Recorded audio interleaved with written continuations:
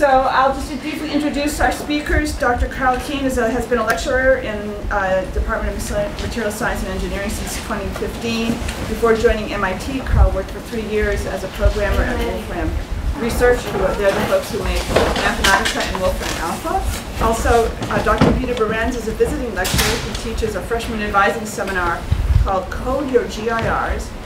And he's working to bring weekly coding assignments to 802. And before joining MIT, Peter was also with Wolfram Alpha. So please join me in a warm welcome to Kyle and Peter.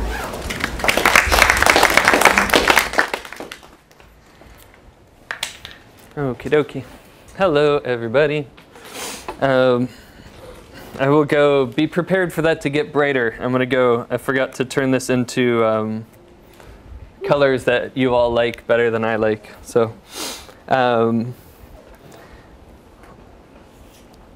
yes, so I will give you a big picture of what's about to happen, as well as your exit ramps. There's a good place somewhat near the beginning where you can leave if you want to, and I will let you know when that moment is. The first thing I'm going to do is talk about the people that are involved. And then I'm just going to show you what it is I'm going to talk about. And that's the moment after which you see everything I'm going to talk about that you can go, OK, I understand, and leave.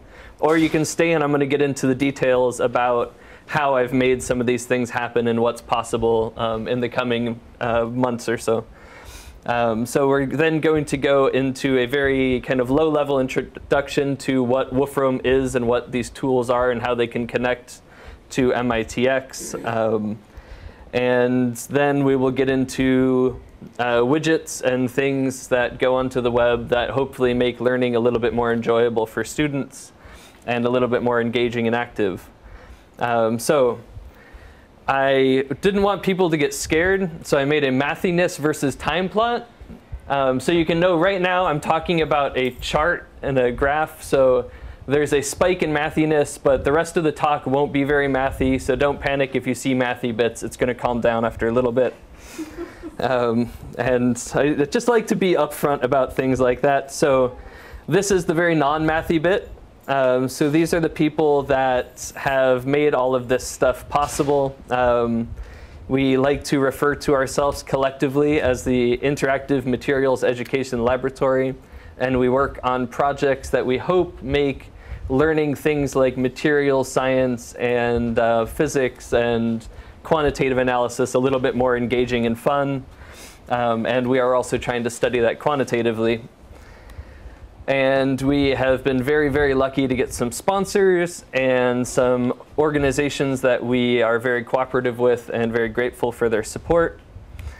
And we are currently working with the Course 8 physics folks, and we are actively looking for faculty who want to bring a little more exciting digital tools into their online courses. So if you are faculty, or if you know faculty, or if you're a student and you think that these things that you're about to see are cool, get in touch with us. The easiest way is to email imel@mit.edu.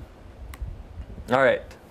So the oh yeah, that is not the big picture demonstration. That was I was showing somebody else something right in the middle of my presentation earlier. So the big picture is MITx, and I'll even go to the student version. So does anybody here not know what MITx is and what it can offer? All right, that's great. Then I will talk very quickly and not belabor any points. So MITx is an online course platform, and it lets you stick stuff onto a website where people from around the world can come interact with it. So you can stick regular HTML and have students read stuff. You can stick videos and have students watch stuff. You can stick some multiple choice questions and have students answer some things. And that's at least some level of interaction beyond watching a video or reading some text. And then there's two other little boxes right here. And they show that we can stick anything we want into MITx. So we can embed via an iframe something such as a link that has a student pop out and go over into the Wolfram Cloud and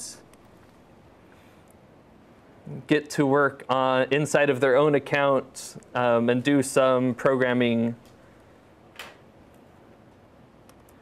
stuff. So there's other clever ways that I can embed this inside of it, but for the sake of simplicity, we can now pop them over into an environment where they can write code and see results, and then jump back over into MITx. And then there's some other things that I'm going to show you that we can embed inside of these courses. And then the last box is a way to give students the ability to do some stuff, maybe even submit some code, but I'll show you a bunch of other really cool stuff. And then get back a result, which is we can analyze their code and we can look at their results. So if we have students doing some coding, we can have them bring their results back, stick it into what seems like natively MITx, and get back a grade. And the rest of the talk will be switching out these boxes with some other really cool things that things that I think are very cool, that you probably don't know were possible.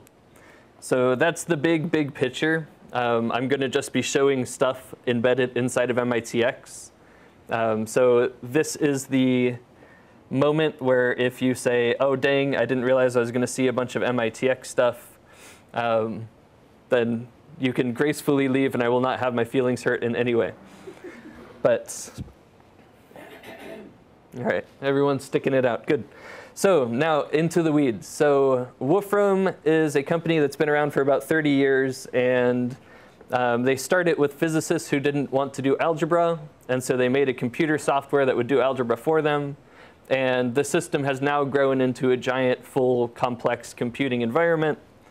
And something that your students will know is Wolfram Alpha, which allows them to ask things like, solve this calculus problem for me. And it shows them step by step how to solve it. I will sidestep the ethical and moral, philosophical quandaries about whether it's good or bad to give students that type of access to information. But that is what it is. It's a tool that does that. And yeah, so almost every student at MIT will know of Wolfram Alpha. And they will say, oh, yeah, I used it in high school to do calculus. And I think for some, it is a very good tool. And for others, they may become dependent on it. But for the purposes of this moment, I'm avoiding that whole thing. So I can tell it to, plot sine x times cosine of y. Great. So in human language, I can type this thing, and it gives me back a very concrete result. So this is Wolfram Alpha. It's a thing that can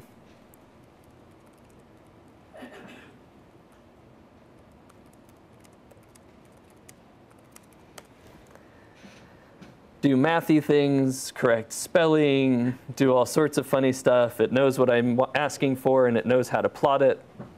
It's also the backend for Apple's Siri. So if you ask Siri what the highest mountain in the United States is, it ends up sending a request over to Wolfram Alpha and getting back the results.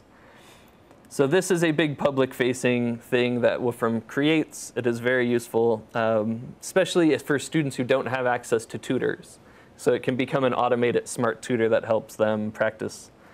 And then there is Mathematica, which I will assume 30% of you know about, and 60% of you have either never heard of it or only know it by name. And I should have gotten rid of these things. So this little chunk right here is a piece of code. This little chunk right here is a piece of code. This one says find the derivative. So this is the mathy bit. You remember I had on the slide, it said there was a little peek of local mathy stuff. So it can take a partial derivative. It can solve a differential equation. And it has some very complex result that's a Bessel J. If I don't know what a Bessel J is, I can ask the system to plot Bessel J, and then I can learn that it's this funny oscillating, decaying thing. And I can even make a funny little widget that lets me come and interactively change the order of my Bessel function to understand what that means a little bit more physically, a little bit more intuitively. So these are very small little snippets of code, and this is what most students at MIT will have used Mathematica for. And it's really good at this. I got through my whole bachelor's using it as a really fancy calculator that let me explore solutions to mathematical equations. It also does an incredible, huge amount of other stuff, but I'm trying to build off of what you probably have as a familiar perspective on what Mathematica is. So this thing that I'm working in is a notebook. And Wolfram patented notebooks 30 years ago to protect from patent trolls. And then Jupyter and IPython decided that they wanted it for Python, which I understand completely. And Julia has a beautiful notebook system. And so there's all of these notebook computing environments. And Mathematica is just one of those. So when I run a small piece of code, I get back a result. If I want to annotate this thing by writing text, I can write text right inside of this thing. So it's like a Microsoft Word document, but I can throw code and get results out. As of the latest version of Mathematica, there's something which is kind of cool, which is you can write Python code and have it hit a Python interpreter and get back the results in native Wolfram data structures. So I'm not doing anything overly Python-esque, but I'm adding two numbers, and that's actually sending the result over to Python and getting the result back. So the 30-year-old notebook of Wolfram can now be used to code inside of Python, which I'm very excited about, because there's times both are really useful tools. All right, so, and the next little bit is what I showed you earlier, was I had a student who could come over here and code.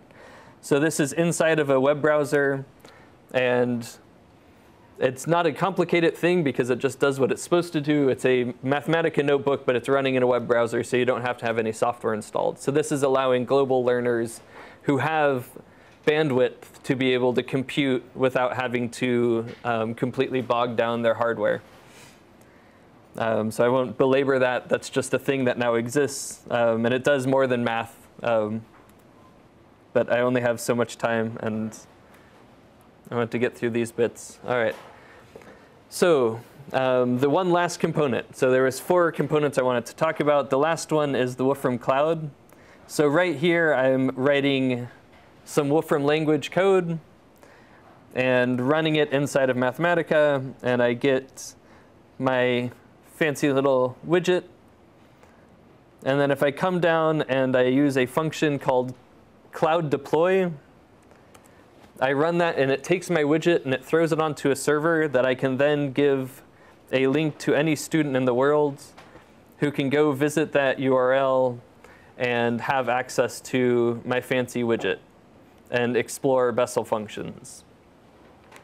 So this is in JavaScript. This is running native on the web. Yeah. So this is just a regular HTML5 page with JavaScript.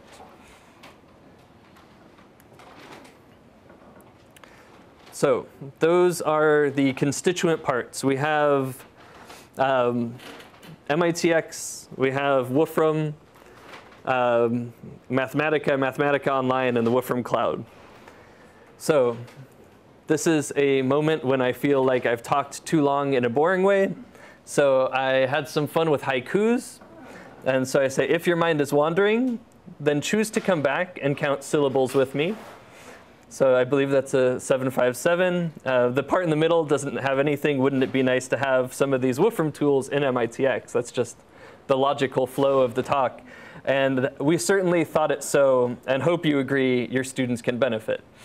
So I like to change my mind. And then, so yeah, just in case you were worried that that's going to happen again, I promise it's not. That was a direct delta, and haiku-iness over time is it's past. So, all right. So if at the end of this talk you see some things and you say, ah, cool, that would go really well in my class, you're going to go to this URL or email me or email imel@mit.edu. And at this URL, I am compiling a bunch of resources for being able to use these tools. So the very first one is, oh, you showed some cool stuff. And the truth is that I spent, it's about 20 minutes of making sure MITx knows how to speak to Wolfram. And so I put together a guide that's like overly meticulously detailed for anybody who wants to do this same thing. I have screenshots and arrows telling you where to look and what options to change in your setting. And it's about 20 steps. And it's just, if you work in MITx Studio, you know that you have to go through a lot of menus sometimes to change some of the advanced settings. But if you want to do it, I'm compiling resources. And if you tell me the things that you want to do, then I will prioritize resources to help you.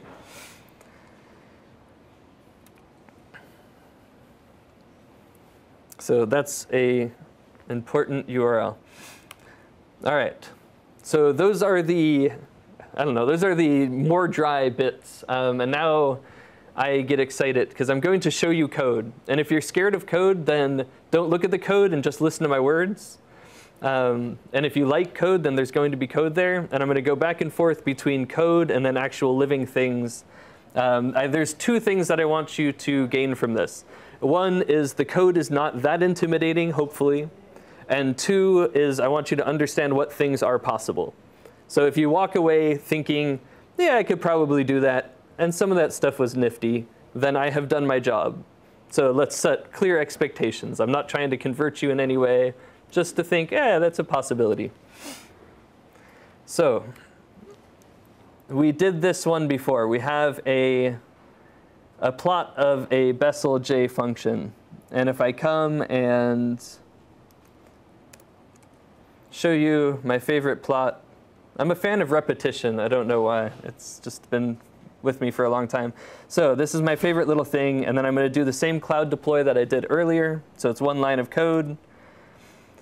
And then I do one more line of code, which is this function called Embed Code, which tells me, here's some code for you to embed this in your MITx course. So I'm going to copy this code and jump over into MITx. And now I'm in the studio where I can edit my course.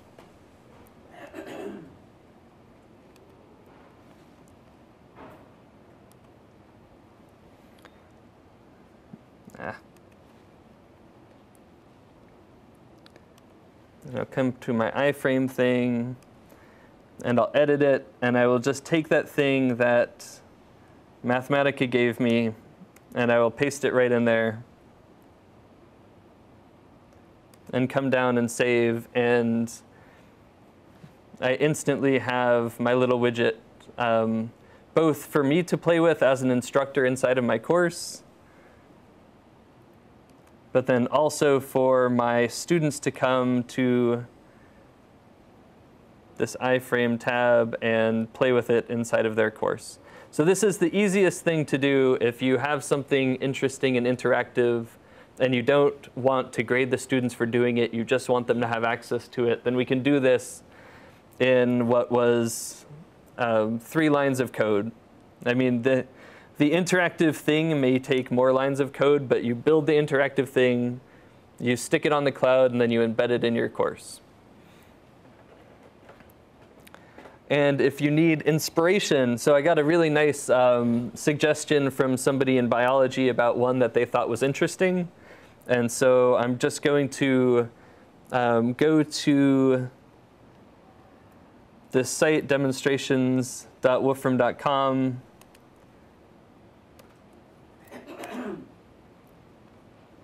which is a collection of what is now over 11,000 of these little interactive widgets that teach everything from biology to art to physics to everything you can expect. So if I jump onto this one, which the biologist thought would be very interesting for their biochemistry course, I can come download the file, because all of this stuff is open code. So there's all of the code, and it's a bit complex for me to try to parse right now. They put a lot of effort into this one. But I can simply run it and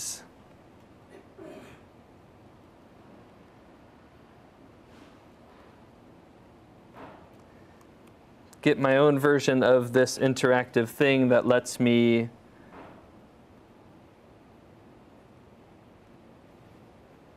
explore this process. And now I'm happy with this, and I want to give it to my students on MITx. So I do the same 3 steps. I come to my manipulate, and I say the widget that I want to share is that whole manipulate.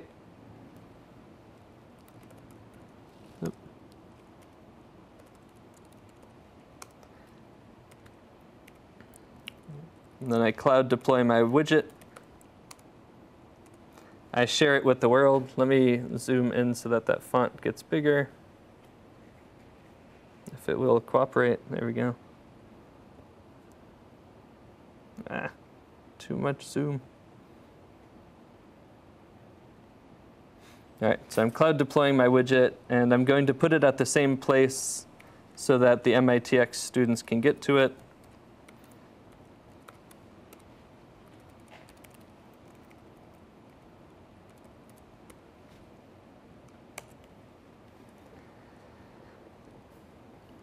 And that is now sitting inside of my course. So I switched it out with the previous widget. So now my students can all come and explore. Whoop. That was very mysterious.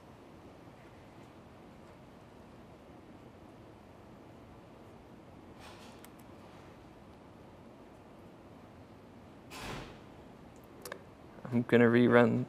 What? Do you think that was a caching thing? You do the embed code thing? I can, but it should be exactly the same embed code. Oh, you don't need to do that again.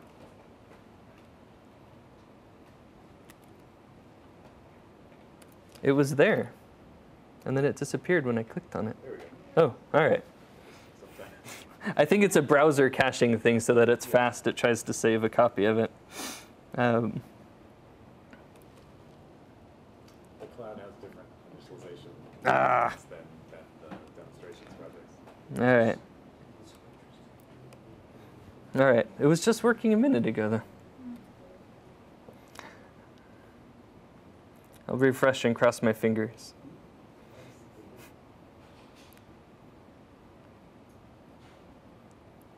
Right? Because there it is.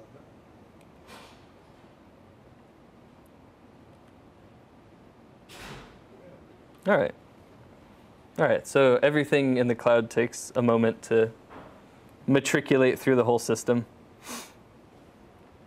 But so now any interactive thing I can just throw up onto the cloud and embed in the course and give it a minute to matriculate through all the different browser caches and server backups.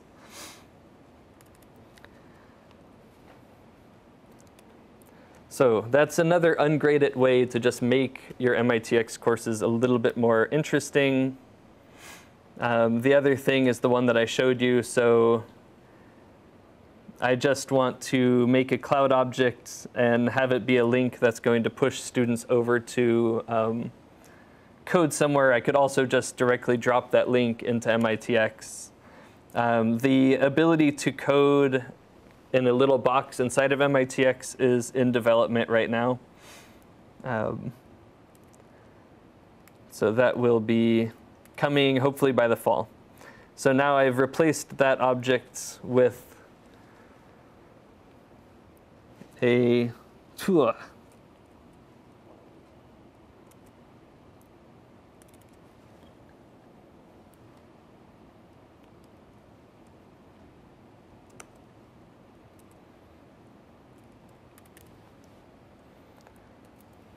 Should give it a moment to relax. There we go. All right, I should not rush the cloud. All right, so now it's a link, and if the student clicks on it, then they are brought to an online place where they can go code. And within the next few months, you should be able to have your students code right inside of here. There's one small thing that still needs to get worked out for that. Okay.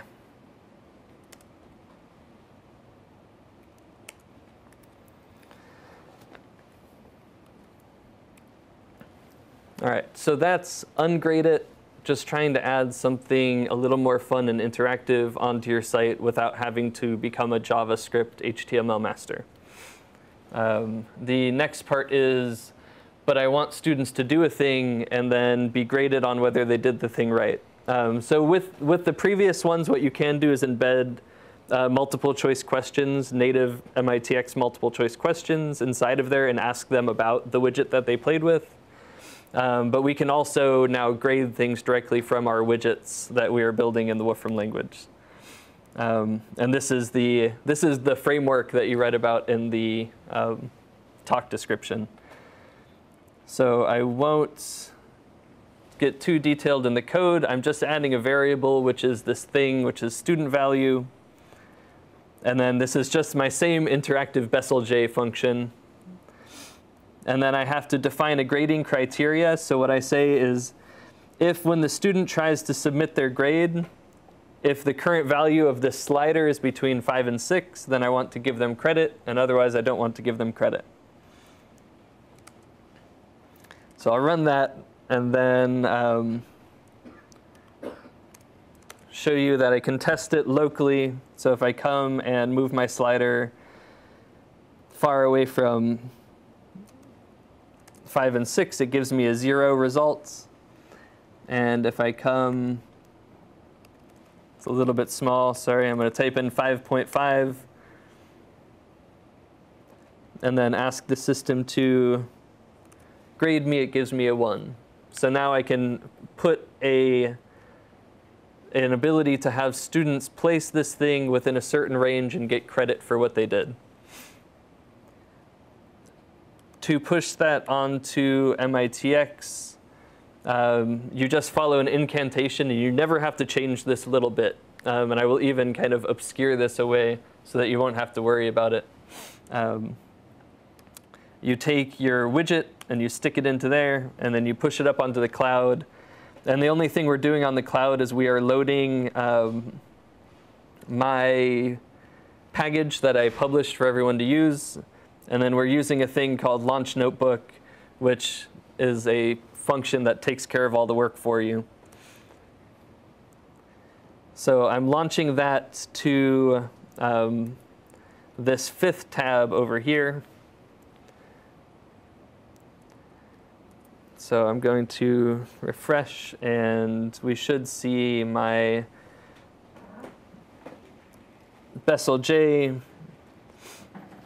And if I drag my slider to the right place, for instance, if I had asked them to find a sweet spot where the frequency is something in particular, then they can submit and get a score based on where the slider is on their little widget.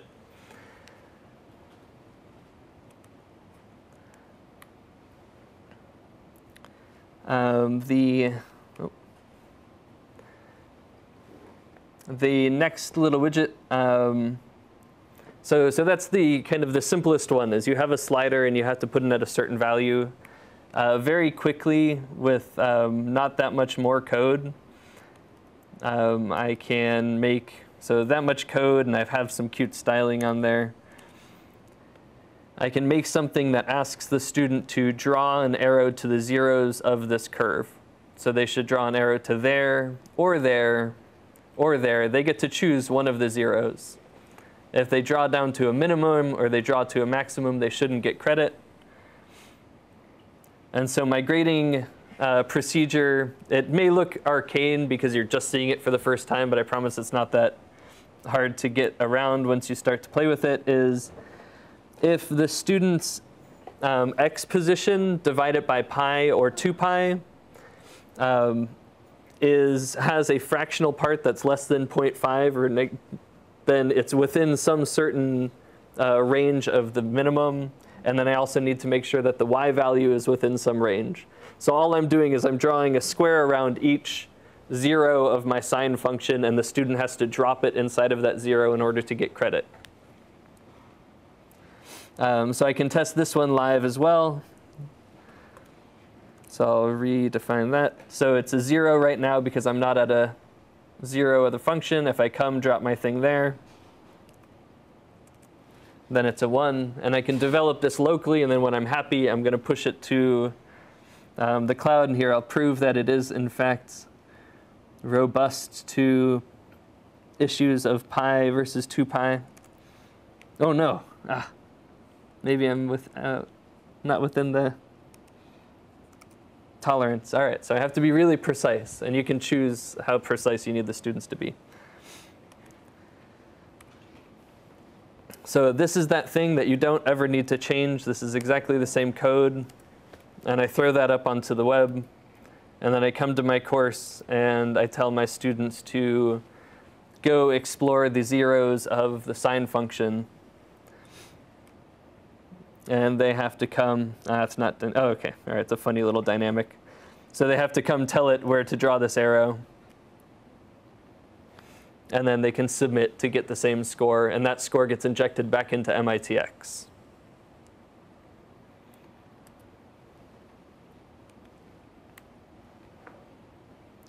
I will very quickly show, because I cannot show you everything that it will do.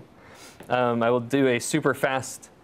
It can do all of these other funny things, so checkboxes and sliders, and even color selectors, so that you can have the students pick a color within a range that they like, or two-dimensional sliders, or buttons, or pop-up menus. So any type of control object you can embed inside of your widgets. And you can even have them come and draw something if they want to. And this is all of the code to produce a little drawing app that lets your students come draw something. So you can tell them to sketch what they think is the sine of x. And you can grade it based on the actual curve that they've drawn. And I'll show you an example of data grading in a moment. So there's another thing that I find kind of helpful for 2 reasons. So this is, if a student comes to this page on my MITx course, I can give them a point of credit. And I can either do that for their actual score, or I can do it just to track what they're up to. So I can figure out when my students are doing each part of my MITx course. So I'm just verifying that this is actually coming from MITx, and then I'm sending a grade of 1 into the system, and then I'm just sending the student to Google, because maybe I just want to ask them to go Google something, and I want to make sure that they actually did it. So I'm on the same page. If I refresh, then we should end up with this, which is a warning because I'm in Edge. And it tells me you have to go to another page to view this thing because there's security issues. And I have my proof that it was actually the thing that was sent from MITx by forcing it into the little Google search box. So now I can give credit or track what students are up to inside of my course using this fairly simple little chunk of code. I think it's fairly simple. Another thing that you can do is you can create, there's this really robust web interface framework that you can do on these server-side apps that Mathematica lets you spit code up onto. So I'm just going to ask the student to come and insert their own grade, and then I'm going to submit that grade onto MITx for them. So this is same page, refresh, because now I've stuck a new app at that location. We'll see if my browser cache will catch up to me. Nope. Oh, sorry. I also need to run this one. That was my fault. So now I've given them a thing, and this looks a lot like the little Mathematica native widgets. But this is actually JavaScript running in the browser as an iframe. And so they can come and give themselves a score of 7.13. And they submit, and then I get a confirmation message back just for my own debugging purposes, which says, all right, the student's score has gone to 7.13. If I refresh the page one more time, you'll see their current grade right there, update, to reflect that operation that just happened. So now their grade is in fact 7.13. So of course, students won't come pick their own grades, but you can have that be anything that you want in order to assess what they're up to. All right. Let's see. All right, I'm going to skip one thing and then, yeah, all of those fun interactive things work on the web. I won't show that. This one I think is pretty cool, so I am going to show this real quick. This is noisy data. So let's say I want students to go out and try to draw a sine wave, and then I want to find a measure of how good they did. So I'm going to export some noisy data that looks kind of like that. And then I'm going to make some good data, which is a nice pure sine wave. And then I can create a score, which is based on the sum of residuals. So looking at the difference. So if I come up here and make this,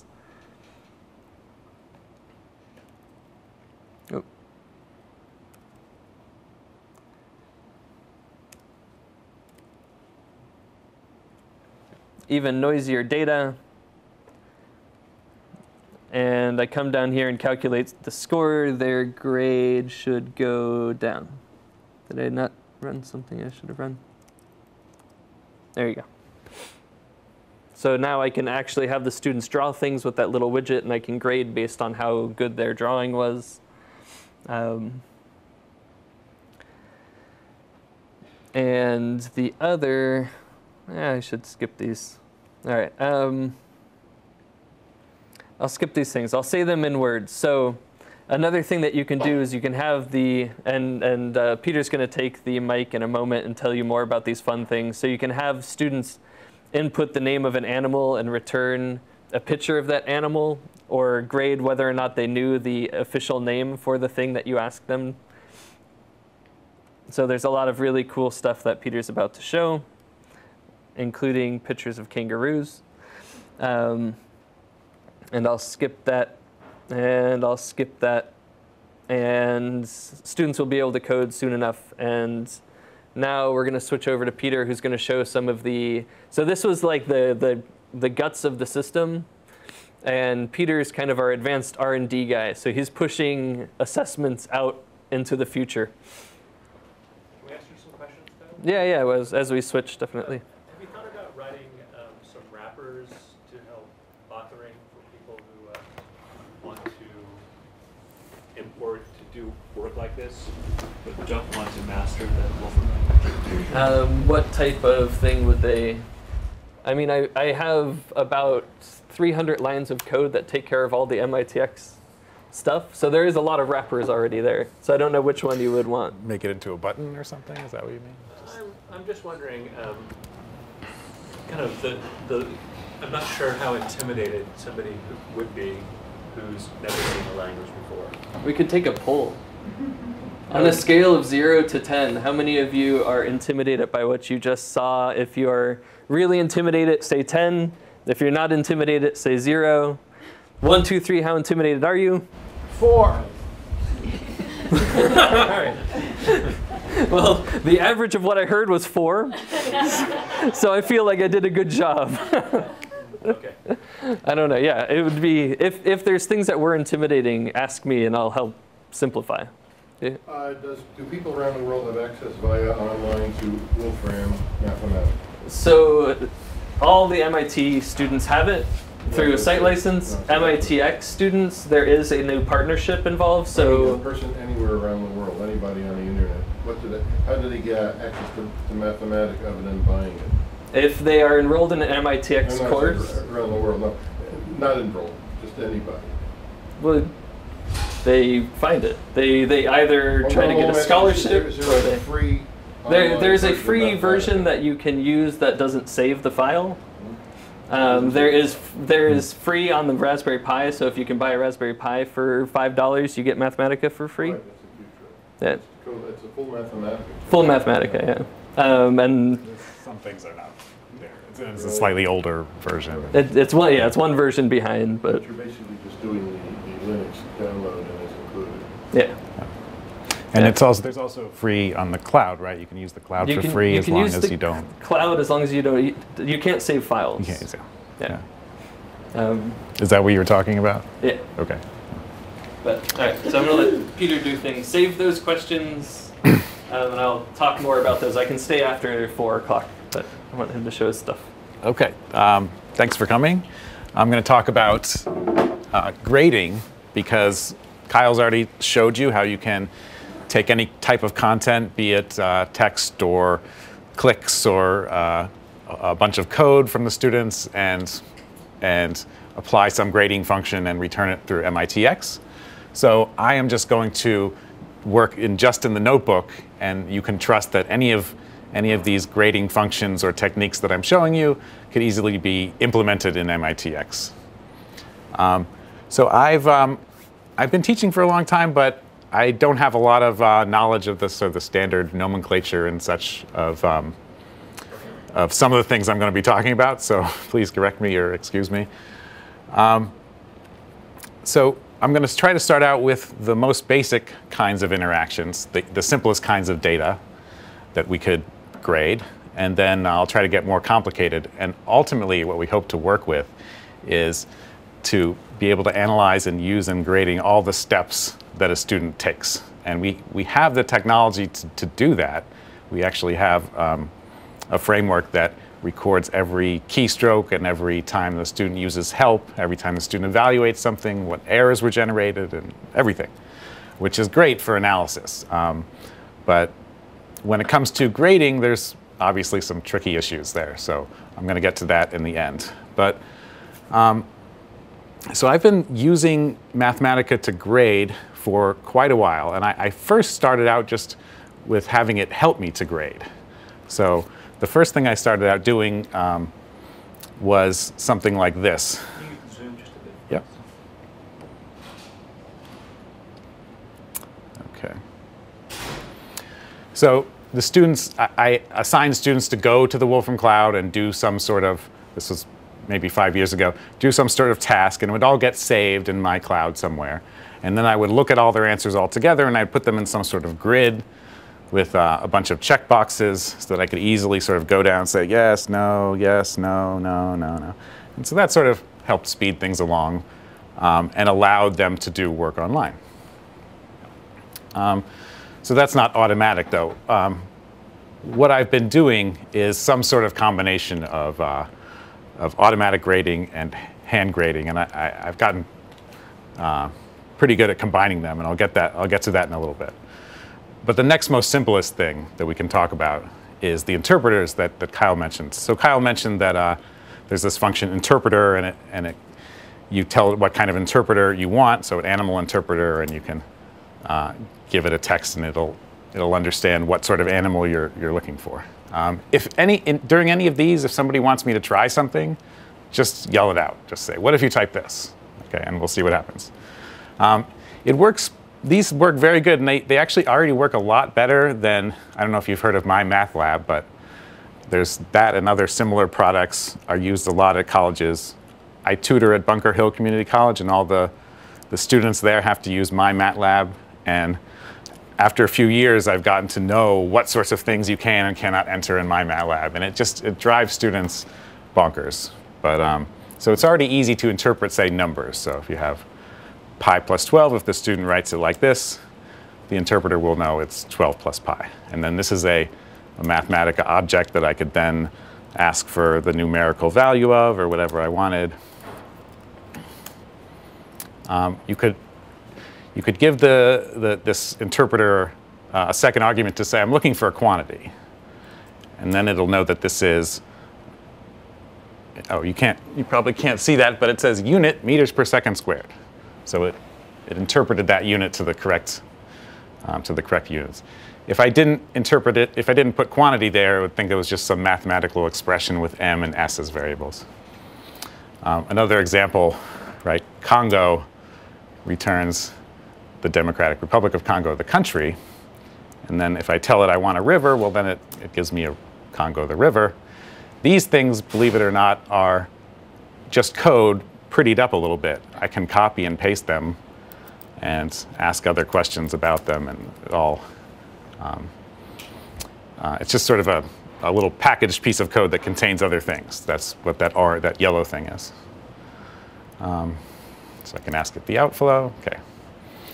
So we talked about Wolfram Alpha. It's the website where you type in stuff in English and it analyzes what you say and figures out the answer. Wolfram Alpha is also built into Mathematica, not surprising. So there's a function here that if I say Wolfram Alpha, let's do a very simple query. I got to keep track of the time too. Could someone let me know when it's like 5 minutes left? Sure. I think my cell phone is ready. Okay. Yeah. Oh, I should just hurry up. Okay. So Wolfram Alpha can interpret things of all kinds of types, and it's pretty impressive what it can do. So if I type in this text, acceleration of 5Gs, it will return exactly that. So the number 5 times g, the standard acceleration due to gravity. And then you can continue to compute with that. Like you can compare units, like these 2 units, and just say, are these equal? This many kilogram meters per second squared, and this 2 foot-pounds of force? And it will do the units and just compare them and say, yes, that's a correct answer. So a grade function I could write would just be take the input, let Wolfram Alpha interpret it, and get a result, and then see if it's equal to 5Gs. So let's do that. So if I give it 5Gs of acceleration, it says that's a correct answer. If I say 5.0000 Gs with a capital G, okay, it'll take that. I can even do square root of 25 Gs of acceleration. True. I can even give it I can replace Gs with 9.80665 meters per second squared.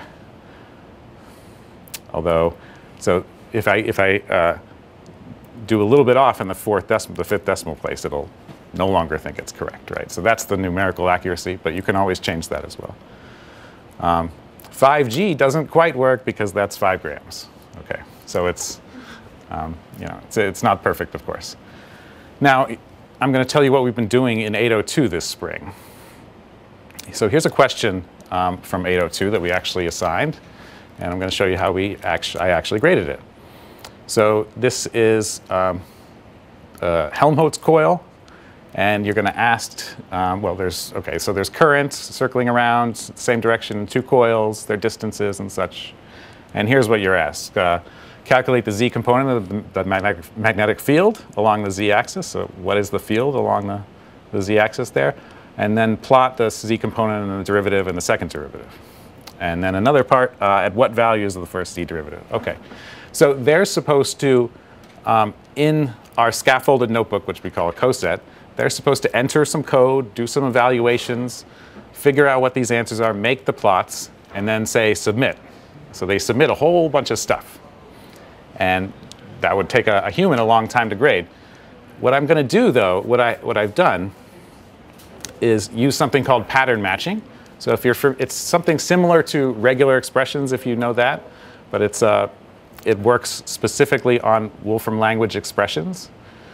So what I'm doing here is I'm just saying, look for these patterns in their answer. Okay? They should have to use a dot product of some field with some z vector just in the z direction. They should have had to use find maximum to find that maximum in part 4. They should at some point have gotten a number which is equal to this number. That is the answer to part 4. They should have added some things together. They should have done this and that, etc. They should have plotted some things. And each one of these patterns gives a point. And so the automatic grader finds all the patterns they have, and if they get a sufficient number of points, so this should be, well, they should have gotten one of these, so they should have had at least 5, and then a 5, and then one of these. Okay, so at least 15. And then all the students that got 15 or greater pass. And then the students that got less, I will typically look more deeply into it. So I'll hand grade a few. And then maybe I'll realize, oh, I forgot to do this, so then I'll run it all again. But there's always a few that, you know, they submitted it in some crazy format, and it just wasn't at all what we were expecting, but they did do it right, if you think about it. So that's always a problem. But in the future, once students get used to this, I think we can expect them to do it the right way, right? We don't, you know, if they leave their homework outside the door of the professor's office, you know, they don't get credit for that, right? You're at about 5 minutes. Okay, thank you. There's another thing that we can use to get more interesting information from what they've submitted, which is to run what they've submitted. Okay, so this is a dangerous thing to do, because if the code that they wrote crashed their computer and you run it, it'll also crash your computer, right? And then that'll be harder to get back to the grading. You have to restart everything and whatever. But it allows us to do some interesting stuff. So I called it a seductive spell that leads to the dark side, because what it does is it resurrects a student's code, right? And that's what Anakin wanted to do to his mother. So that's why it leads to the dark side. But what we can do when we do that is we can, you know, ask, well, did their code crash? Did it hang? Did it run? How long did it take to run? Did their plot actually plot something? And I should have written another question there. I meant to ask something else. But anyway, so to-expression is a dangerous thing to use. It's not allowed to be used in any production code at Wolfram. Okay, machine learning. I really don't have much time at all. But what I've done here, what I would explain to you, is I've made some fake code, some fake data from the students. So let's say each of these are their what they got on a number of problems, and then these are some grades that they got in total. So say I hand graded some students, and now I want to teach the computer how to grade it like I do.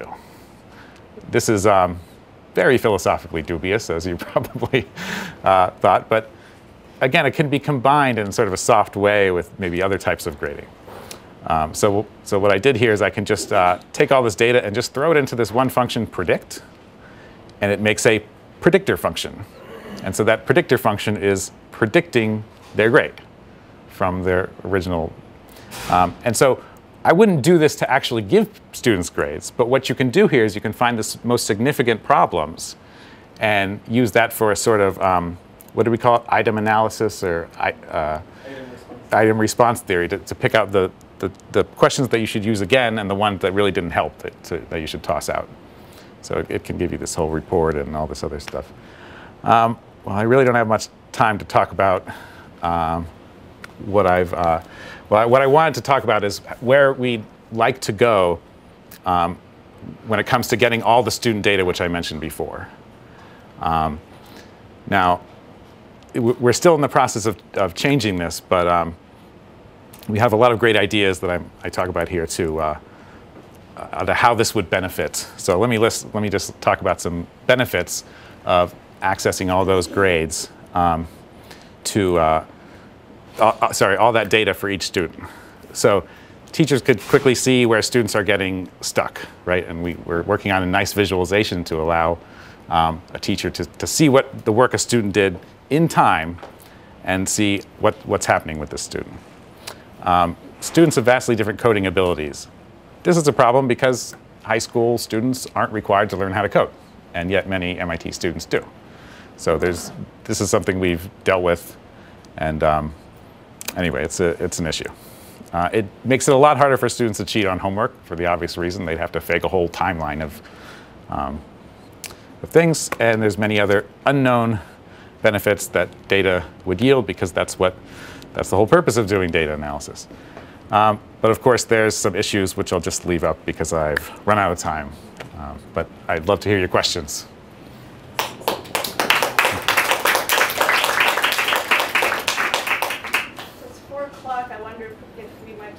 few Q&A, and if people just need to leave, just leave off to the side. Does that sound good? And I think so. So Pete has to run to his car fairly soon. So if you have Pete questions, you should ask Pete his questions, and I can stay later.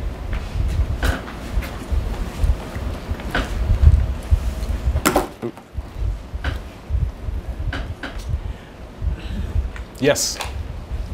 So I teach a freshman, sophomore level discrete math class, and the large cost for us is grading proofs.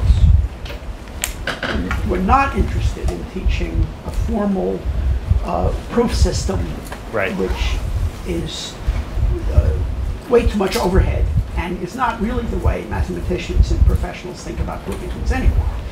So we are looking at students writing in natural language and, explaining what's going on. And the only way that we found that we can grade those is to hire an army of graders who don't do that good a job, by the way. Yeah. So that's been a long-standing challenge to get a grip on, and I have not found anybody who has gotten a grip on it. I wonder if you care to comment. That sounds like a horribly tough problem, but my first thought was you could use a program to weed out the ones that are definitely wrong and maybe ones that are definitely correct, and just at least save some work. The ones that are definitely wrong are not the issue. It's the issue of ones that are sort of half right. Right, yeah. You There's did some sort of automatic proof generation stuff, right? Yeah, I can talk about that now. Yeah, we're working on automated geometry proofs, like high school geometry that produce, you've given a statement, will produce the proof in the language that high school students would use. Now, that doesn't mean that we could then check such a proof, right? That's a different task. But another thing that might be helpful is there's something called grammar rules, which is how Wolfram Alpha works. It's how Wolfram Alpha can understand sort of complicated sentence structures and replace different synonyms and different equivalent grammar structures. It's sort of built up from this thing called grammar rules, which is a function in Mathematica. And so that would be how I would probably try to catch the ones which are definitely correct because they did it exactly as we expected them to, basically. And then there will be others which, of course, are correct, but we don't know. Do you have like the simplest example of a free-form response that you would, like a good one, a medium one, and a bad one that we could play with over the summer? I could supply them with you. I'm not going to try to generate one off the top of my head. Okay. No, yeah. I mean, afterward, if you email those, I have then a lot of data. Right. So yeah, it might be. It sounds like something fun to just spend a day trying to hack on. I'd be delighted to work with you. Yeah, that'd be fun. He's a mathematical logician, so he's definitely that was my That PhD. was my training once upon a time. Before your parents were born. Anybody else? Well, thanks again.